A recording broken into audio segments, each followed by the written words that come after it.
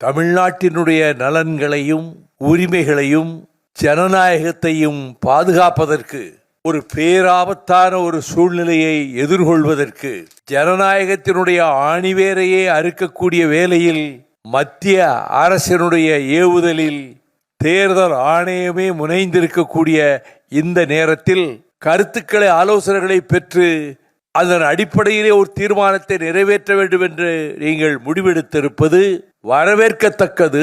ஆனால் ஆட்சி பொறுப்பிலே இருந்த கட்சியும் அதை போல இன்னும் சில கட்சிகளும் அமைப்புகளும் இந்த நிகழ்ச்சியிலே கலந்து கொள்ள வேண்டிய கடமையை செய்யாமல் அதற்கு நேர் எதிரான விமர்சனங்களை 2 நாட்களாக செய்தியேடுகளுக்கு தந்துவிட்டு இதை புறக்கணித்து விட்டார்கள் என்பது மிகவும் வருத்தத்துக்கு உரியதாகும். பீகார் மாநிலத்தில் இந்த சிறப்பு தீவிர வாக்காளர் பட்டியல் திருத்தப்படி ஏற்படுத்தப்பட்ட போது இப்பொழுது பீகார் மாநிலத்தைச் சேர்ந்த 6.5 லட்சம் பேர் தமிழகத்திலே வேலைக்காக வந்து தங்கியிருக்கிறார்கள் என்றும் இவர்களது பெயர்கள் பீகார் மாநில வாக்காளர் பட்டியலிலிருந்து நீக்கப்படுவதால் இனி அவர்கள் தங்களது பெயரை தமிழகத்தின் வாக்காளர் பட்டியலிலேயே சேர்த்துக் கொள்ளலாம் என்றும் இதில் சென்னையில் மட்டும் 3.5 லட்சம் பீகார் மாநிலத்தவர் இருக்கிறார்கள் என்றும் கோவையிலும் திருப்பூரிலும் அதிக எண்ணிக்கையிலே உள்ளனர் என்பதையும் பார்க்கிற போது கடந்த 2011ஆம் ஆண்டு மக்கள் தொகை கணக்கீட்டின்படி